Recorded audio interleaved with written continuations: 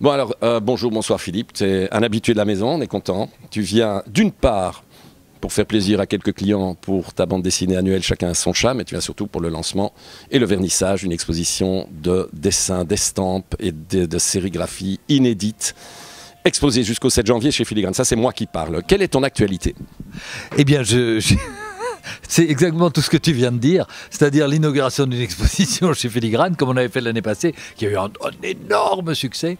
Voilà, c'est des nouvelles images. Et puis la sortie de Chacun son chat, et ton caméraman a son téléphone qui sonne. Et tu sais que sur un plateau de télé, dès qu'il y a deux personnes qui parlent devant une caméra, non, on ne coupe pas. Le type qui est responsable du téléphone qui sonne offre le champagne. C'est la tradition. Ah ben voilà.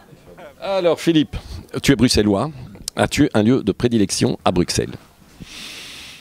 J'adore être chez moi et j'adore être chez toi. Donc entre les deux, il y a la rue du Trône qui est moins praticable, sauf en Vespa.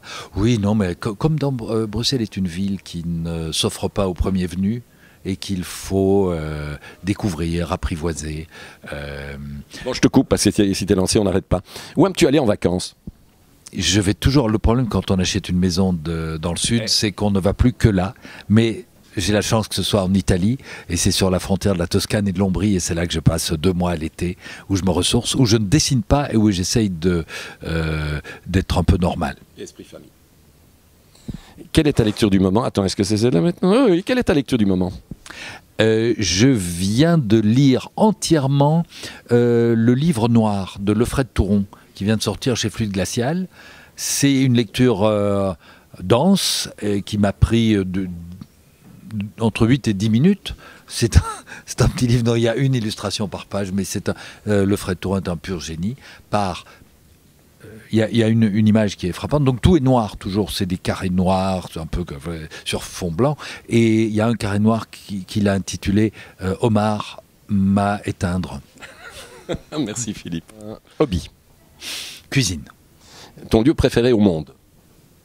Dans les bras de ma femme. Une série télé? Breaking Bad. Un film? Annie Hall. Woody Allen. Ok, un album de musique? Le concerto 21 de Mozart pour piano. Ah bah bravo, je croyais que tu allais citer ton fils, mais c'est très très bien. La star vivante du moment que tu aimerais rencontrer?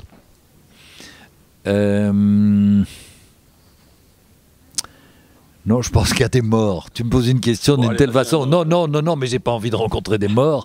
Non, je suis pas très. Si, peut-être quand même. Larry David. J'ai pas envie de le rencontrer. Ok. Le livre que tu aimes m'offrir? Il est là. C'est celui-ci. Alors parfois j'ai une espèce de pudeur, de je peux pas offrir mes trucs. Et puis quand j'offre un truc à moi, les gens sont si contents que finalement je n'offre plus que ça. Ton plat préféré? Le sobuco à ma façon.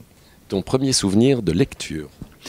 C'était l'étoile mystérieuse de Tintin qui appartenait à mon frère, et sur la première page duquel j'ai dessiné au crayon de couleur. Aïe. Il m'en veut encore. Bah oui. Il faudra voir dans des archives, parce qu'on a quelqu'un d'autre, tu te rappelles? Où c'était aussi Tintin et l'étoile mystérieuse. L'avant-dernière. L'avant-dernière. Tadam. Ta plus belle rencontre? Frédéric Dard, écrivain de San Antonio, qui était un homme aussi délicieux que son œuvre. Grand journaliste, grand espion aussi. Hein. Si, Frédéric Dard. Journaliste, espion? Non, je confonds avec De Villiers. Gérard De Villiers. Alors maintenant, tu regardes juste l'objectif. Si tu devais donner un conseil aux jeunes aujourd'hui, quel est-il? Passion, travail, amitié, fraternité. Merci Philippe.